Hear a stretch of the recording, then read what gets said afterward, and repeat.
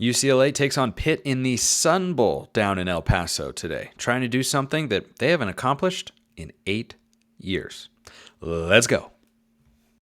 Locked On Pac-12, your daily podcast on the Pac-12 Conference. It's the Locked On Podcast Network, your team every day.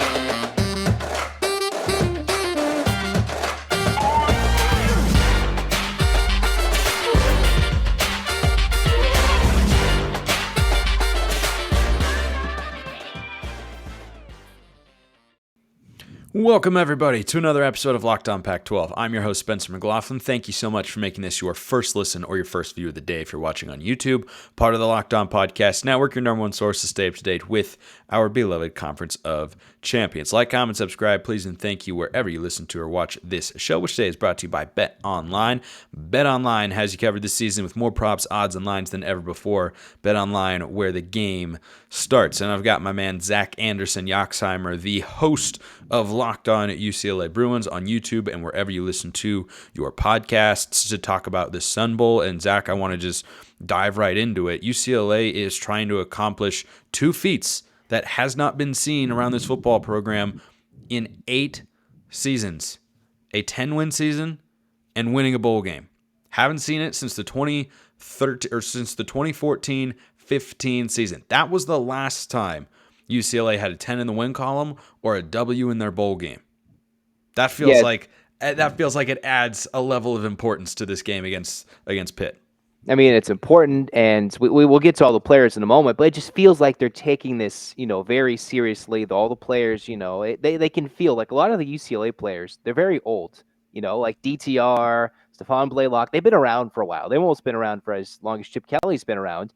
And despite the game last year being canceled, they technically haven't played in a bowl game in 5 years. So this is something they've been missing out on, a postseason type season, which they probably would have played in 2020 or in 2021, but it just feels so long, and everybody's poking all the jokes of Chip Kelly until recently with the recruiting, and it just feels like, all right, it's time, he's building, and this is a great swan song for all the super seniors that they can try and equal the single-season program win record, which is only 10, which is weird as a UCLA fan. That's only 10, but, all those years they played 11, 12. Here they are with a chance to win their 10th game and equal the single-season record. And the other thing, too, is it's year 5 for Chip Kelly. Like, I almost feel like the pressure is on UCLA squarely in this game when you just look at the big picture of this matchup with Pitt, because this is year 5 for Chip Kelly. This is a fifth-year quarterback who's really good. We don't know if Zach Charbonnet is going to play, but they run the ball well no matter who is back there when Chip Kelly's been the coach. Jake Bobo is expected to play.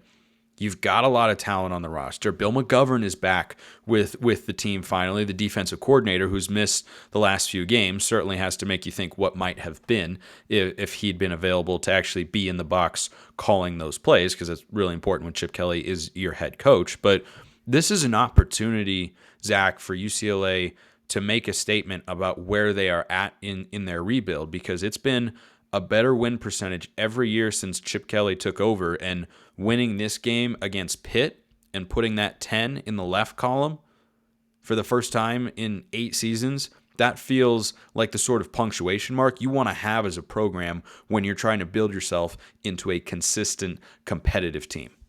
And this is a year of what could have been, right? You talk about Bill McGovern, who's missed the last 5 games as the defensive coordinator. He's kind of a guy that fans go back and forth on. Chip Kelly's been a much debated figure, DTR, and there's nothing to hang their hat on this season in 2022 without that 10 wins, if you think about it. If they don't get this win, this is the year that they could have gone to the Pac-12 title game, could have made it to a Rose Bowl.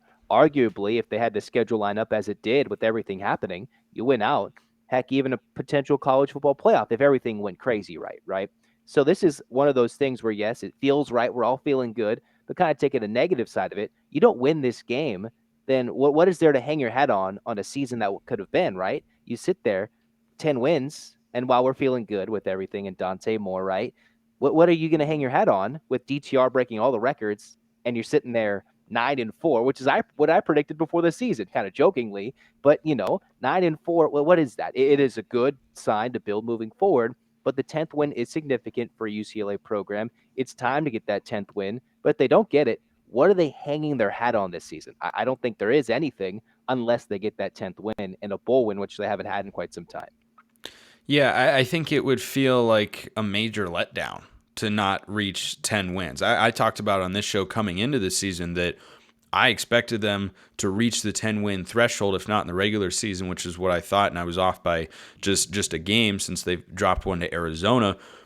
I thought they would get it there. Still an opportunity to have it here against a non-conference team, a good team that was in the ACC Championship a year ago. Is going to be without a hefty number of players, though, and we'll get to each of those individuals. But that's the other reason, Zach, I feel like the onus is on UCLA to win this game, because you're playing in a game where both teams are going halfway across the country, no real advantage there. But when you're looking at opt-outs and players who are expected to play, it's advantage UCLA because they've got DTR and they've got Jake Bobo and their defensive coordinator is back. And I think even when these teams are at full strength, UCLA is the better football team. But now when you remove so many pieces of the puzzle for Pitt, it increases the pressure on UCLA and Chip Kelly, who's, been a little bit of a polarizing figure really in his entire time in his college football coaching career, but at UCLA as well. I'm sure there are a lot of fans who like him and some who think,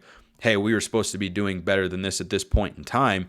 There's no excuse really for UCLA to lose this football game.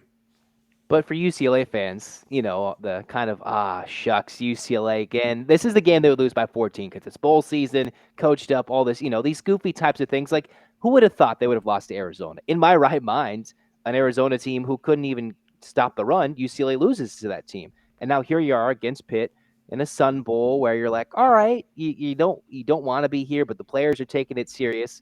But in like the history of UCLA, this is a game that they would lose, and it would be a disappointing end. But with all the players, Pitt missing a starting quarterback, and even without their starting quarterback, they're without a starting running back who leads the country in touchdowns.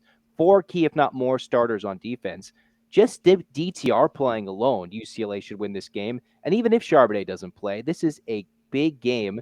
UCLA should win. And as you mentioned, I agree with you. UCLA would probably be favored if all things equal, everybody stayed for both sides and played between 1 or 2 UCLA pieces here or what seems like a dozen starters missing on Pitt's side. It's a key matchup for UCLA to prove, hey, we can still win the games we're supposed to. And in bowl season, with all this preparation, what have you been doing these last 2 weeks? Well, or these last 3-4 month-long weeks? It's to win this game in a game where UCLA has almost everybody playing, especially on defense and offense. There's no reason they should lose this. Yeah, the line, according to our friends at BetOnline, has got UCLA as a 7.5 point favorite. I think that line stretched out. It was hovering around 5. Now it's over a touchdown. I think that came after the opt-outs were announced for Pitt, and being a 7.5 point favorite on a neutral field, where, as I mentioned earlier, there's no real travel advantage one way or the other, is indicative of what Vegas thinks of UCLA, and that's you should win this game, and they should. And the Pac-12, I think, would really like them to, even though UCLA is not long for staying in our beloved Conference of Champions. But I will still tell you why after I tell you that if you're hanging out with some friends and putting back a few drinks, maybe it's on New Year's Eve, which is, tomorrow. Sometimes a few drinks becomes a few too many, and the evening comes to an end. People start to head out. You think you're calling for a ride, but then you say, nah, you live nearby. You can make it home okay. No big deal. What are the odds you'll get pulled over anyway? And even so, what's the worst that could happen? Your insurance goes up, lose your license, lose your job, total your car, kill someone. Everyone knows about the risks of driving drunk. The results are tragic and often deadly. However, that still, unfortunately, doesn't stop everyone from getting behind the wheel while under the influence. That's why police officers are out there right now looking for impaired drivers on our roads to save lives. So if you think you're okay to drive after a few drinks, think again. Play it safe and plan ahead to get a ride. Uber, Lyft, every rideshare service imaginable. Really easy to use right there on your phone, because it only takes one mistake to change your life or someone else's forever. Drive sober or get pulled over. This message brought to you by the National Highway Traffic Safety Administration. The Pac-12 just had arguably its best regular season in 9 or 10 years. There's an argument for either the 2012 or 13 regular season as to when the last time the league was this competitive and this deep, and UCLA has been a big part of that. And, in classic Pac-12 fashion, they've all cannibalized each other a little bit, right? Like Utah is the conference champion. They beat USC twice. USC beat UCLA, but UCLA beat Utah, and Utah beat who am I missing here? Utah beat Oregon State. UCLA beat Washington. Oregon lost to Washington and Oregon State, but Oregon beat Utah. Like, you just keep going around, and I don't think it's a measure of there's no good teams here and everyone stinks. It's that everyone is good. There's no super uber great, Michigan, Ohio State, TCU team, or a team having a TCU-like season necessarily, but I think you have a lot of good teams in the league right now, and you want to back that up with a strong bowl season. And as we record this show, the Alamo Bowl is later tonight, so we don't know the outcome at this point in time, but the Pac-12 is at worst 500 in bowl play, at best 3-1 so far, with wins from Oregon and Oregon State. And then Washington State lost a couple coordinators and fell to Fresno State in the Jimmy Kimmel LA Bowl. But the Pac-12 would like to have this win because, yes, UCLA is leaving in the future. However, the league still wants to project strength as much as it can with the teams it has in the years that they are remaining in the league. And UCLA is going to be there next year. And if UCLA loses this game, Zach, I think there are going to be some AP voters who might not put them in the preseason top 25, given that they're losing Dorian, Thompson-Robinson, and Zach Charbonnet, and Jake Bobo. But if you win this game, it's hard to look at UCLA and say, well, a 10-3 team that returns a good amount of talent but has a couple questions here and there, that's a team that'll come into the year ranked at least inside the top 25, maybe not top 20. But I think that's the position the league would like to put itself in, is have as many teams relevant in the conversation, getting talked about, getting buzz, bringing in high-level players. That's what you want to have if you're the Pac-12 at this point in time. And I think that's why they'd like to have UCLA, even more so than normal, win this game, because they're such a, not like heavy favorite, but they're a pretty solid favorite in this game, and they should win. I mean, a loss here in the Pac-12 becomes the butt of jokes in the bowl season with more games to come potentially. But it just kind of sucks, right? The Pac-12's breaking up. Rising gets fun again, right? You have SC relevant, UCLA doing big things that people didn't think Chip Kelly could do, which is recruit high school kids and flip 5 stars. I mean, where'd that come from? But maybe that's the onus on moving to the Big Ten. But either way, right when it's getting fun, all the teams are getting more competitive. You have Arizona State making big changes. This is just a fun time with UCLA needing, to try and kind of build that thing. And it takes, the Big Ten. They have all those teams. The SEC, they have all those teams. At some point, they get those teams, those programs, like say in LSU next year, they're going to go get a top 25 vote, whether they get it, they deserve it or not, right? Brian Kelly, Notre Dame, they're going to get a top 25 vote, whether they deserve it or not. USC, well, they're going to deserve it, right? Oregon, they're going to deserve it. UCLA needs to be one of those teams. You win this game, and then all of a sudden, hey, you're getting those pity charity top 25 votes in the preseason, where you get the preseason hype, even in seasons you don't deserve it. And that's where UCLA and a lot of the Pac-12 has been missing out these last couple of years, where they either cannibalize themselves and make them not even good targets for next year, or they don't even get the preseason hype in general. Yeah, and I just think that if you're the league, you're trying to create all the buzz that you can, and sometimes you do have to work a little harder for it being in the Pac-12, but it's pretty impossible to take a 10-win team and not put them in the top 25 the next year, right? Because this is the last impression that you make on recruits, last impression you make on media members, like everyone that's involved with the sport, and perception does matter greatly surrounding a program and a conference in this beautiful sport we call college football. Let's get into specific matchups in the game, Zach. So DTR is expected to play. Zach Charbonnet, don't know. Jake Bobo is expected to play. I do think with the number of opt-outs that Pitt has, whether or not Charbonnet plays, I would actually take UCLA and lay the 7.5 because I think they win this game by at least 10 points. Now, I also thought that once upon a time against a certain Wildcats team on a night we need not bring up for the sake of your mental health and well-being, but I feel good about UCLA because motivation matters the most in bowl games often. And UCLA going into this game, they're playing for their first bowl win in 8 seasons, first 10-win season in 8 years.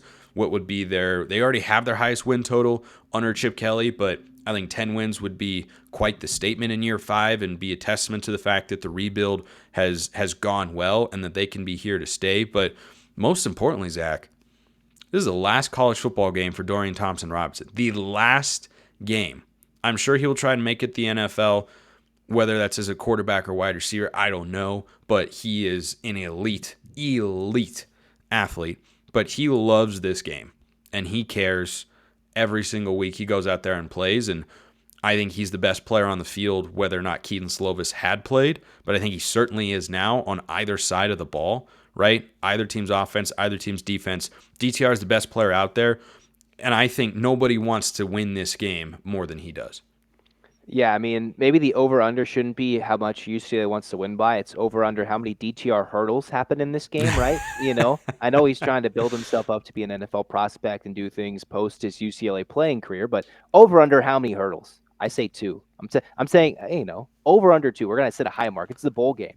He hasn't played one before. Who knows? But, I mean, I bet to your point, the motivation is a big factor, right? This is a Pitt team who's, number 2 in the country when it came to sacks with the full defense.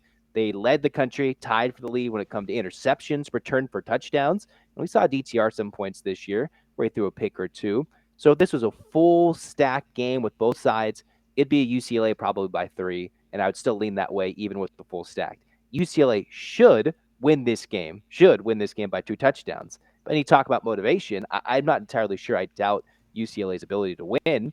But sometimes, even with all the motivation in the world, well, there's a team on the other side that came to play too, right? Didn't UTEP's coach drive 3 of the players from the airport to El Paso? Crazy story. That's crazy. Yeah. Crazy story there. Awesome, by the way. Totally awesome. Yeah, if you guys missed it, the UTEP men's basketball coach, if I got this right, was stuck at the airport with 3 Pitt players who were trying to come back from the holidays. If you haven't had a plane postponed, canceled, or delayed in the last week or so, I don't know what you're doing. You probably stayed home. And that's what happened to them, and they were trying to get to the Sun Bowl. So the UTEP men's basketball coach is like, yeah, I got my family. I'll drive you. And he drove 3 Pitt players to the Sun Bowl. So tell me they're not motivated. If you're going with another team's coach that the coach doesn't even know exists, it's a crazy story. So there's motivation on the other side to prove, hey, there's a starting quarterback job open, whether Pitt goes to the portal or not. There's a starting running back job open at Pitt as well, because Abanaconda was arguably one of the best running backs in the country, which could have been a Charbonnet-Abanaconda showdown.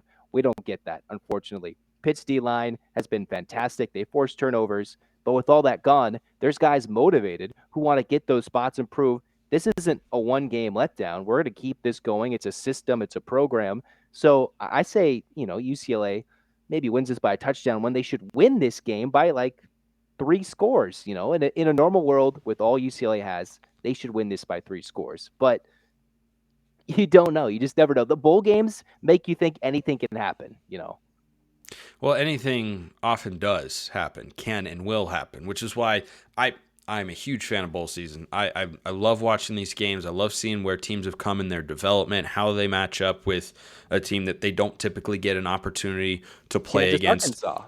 Exactly. Arkansas had 51 scholarship players, and they go up 25, and Kansas comes back. It's like, what's going on? Exactly. They're at 15 with 1:09 to go, and then Kansas scores, gets the onside kick, scores, 2-point conversion. That sort of stuff is just fantastic. I always think of, in a Pac-12 example, the 2012 Alamo Bowl, Washington and Baylor. It's one of the greatest games ever. Neither of those teams was competing for a national or conference championship that year, but guess what? It was just a great game. It was just fun to watch. You learn a lot about your teams. You can learn a lot about players, and I think you made a really, really good point, Zach.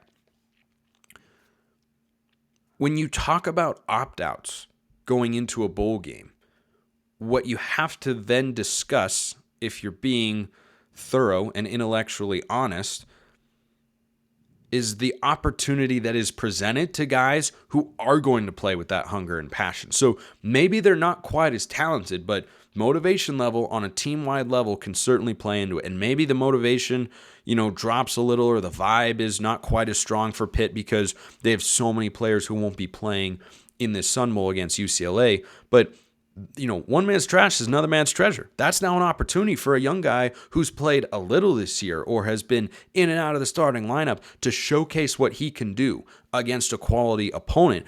And that's why it's fun for teams and for fans to watch these games and say, hey, that guy played a little this year, but he played a lot in the bowl game, and that's a good team. And boy, he looked really, really good. Are there any guys like that on UCLA's side where you have someone who's expected to miss the game, and that's creating a void for playing time. I mean, I think Kaz Allen would be the clear one, just declared for the NFL draft. He's been said to be unavailable, which with Chip Kelly can mean a bunch of things. Hasn't really practiced over the bowl season. So in my mind, UCLA has a hole at receiver. Bobo's going to be gone. Allen will be gone. There's going to be some jobs up for grab. And whether I've kind of listed three guys. Cam Brown's been a starter. Titus Mokiao-Atimalala has been a guy. And then I kind of highlighted Logan Loya, who had a big touchdown catch against Utah to kind of seal that game in the fourth quarter, about a 70-yard touchdown catch and run on a little underneath dump pass. Loya is listed as the number 2 under Allen, which means he'd probably get the start, barring some crazy change, Allen coming to play in this game or suiting up or whatever. So I would think, one, UCLA, I would think in the receiving core is a big spot. And then 2, whether Charbonnet plays or doesn't play, who's running back number 2 that can shift up to be running back number 1? Is it TJ Harden? Is it a Keegan Jones? Because remember, UCLA has a good track record of pulling transfer running backs, and they already got the Army product, the 3-star Anthony Adkins, who sat out this year, who might come and be that big bruiser, and Chip Kelly, as we saw in 21, like those 2-back systems. So I think who's going to come in and be that slot receiver that can be that speedster that can fill in for Kaz Allen, and depending on if Charbonnet does or doesn't play, who steps out and proves and balls out, hey, we want to put ourselves moving forward that this is Chip Kelly's system. Charbonnet is a beast, of course, but it's a system that's going to be good with either running back who gets that first leg up going into 2023. And Chip Kelly's had a long track record of succeeding with a variety of running backs. You look at his Oregon days, it was LeGarrette Blount. And then it was, he was the OC with Jeremiah Johnson, was really good. Then it was LaMichael James. DeAnthony Thomas was in there. Kenyon Barner was very good. But at UCLA, there's been Demetric Felton. There's been Britton Brown. There's been Zach Charbonnet. Keegan Jones has done some good things. Yeah, Josh Kelly. That's the guy that I was trying to think of as I was listing all those other names. So I think they're going to be able to run the football here. I don't think Pitt's defense presents too much of a challenge there. But let's get into our game predictions for this one, Zach. I do feel good about UCLA because of the motivation factor. I think they're a better team anyway. Pitt's opt-outs, I think, limits what they can do, though it does create an opportunity for young guys, as we discussed. But I think UCLA shows up and tries to send a little bit of a message here that, hey, you might have forgotten about us because we stumbled against USC in a game they very easily could have won, stumbled against Arizona in a game that they should have won. I mean, they should have won both of those games, but, close games aren't always going to go in your favor and such. So I think they're trying to make a little bit of a statement there, and I trust Chip Kelly and DTR to be able to score points. I think DTR is going to try and ball out, go for 300 plus, and score as many touchdowns and hurdle 7 defenders at once, and all the great things he's capable of doing. I actually believe in UCLA getting Bill McGovern back. I think helps him quite a bit. I think it's 35-24 Bruins over Pitt. Bill McGovern, when he was the D coordinator for the first 7 games, UCLA gave up a touchdown less and forced 12 turnovers, averaging about 2 per game in the first 6 they played before they played your beloved Ducks in that infamous non-UCLA game, whatever happened there.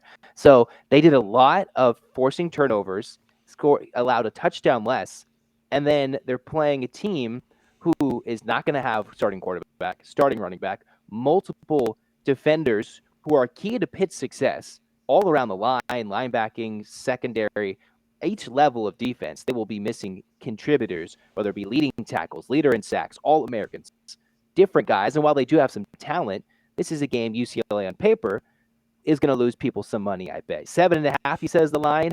That's what it's moved out to at Bet Online. I have a feeling UCLA, this game for some reason gives me a feeling that this one will be on bad beats come Monday for some reason. Like this is one of those games where either UCLA, if you remember that Washington game, could be up 3 scores, and then it could toggle to like that 8-point where they ended up beating Washington 40-32 or something like that. It's off the top of my head. Or it could like be close to that 7.5. Or UCLA could just be like, all right, lay an egg, and then all of a sudden wake up and then have a crazy, ferocious comeback because they have the power to go put up 30 straight, and Pitt can't stop them with what they have on paper, what they have available for this game. So I kind of lean, I don't want to look past Pitt. I think UCLA by 6, kind of a 38-32 type of game for some reason, like I feel they should win this game by 2 to 3 scores, and it wouldn't shock anybody. But for some reason, I feel this game is close, whether UCLA is controller the whole time and Pitt scores a late, bad beats touchdown or kicks a field goal and does something like Stanford Cal, getting some Pac-12 action in there. Who knows? But I just feel 38-32, a game UCLA should win by 2 scores like they should have against Cal in the end of the regular season. Should have against Arizona State, and they let Arizona State back in. They should have held on against Arizona in the fourth quarter, and those are all things they didn't do, right? They had a 2-score lead against USC. So that's kind of the season that it's been. What you expect to happen hasn't always happened with UCLA in this 2022. They generally were on the winning side, most games often than not. But here we are. I think they win by 6.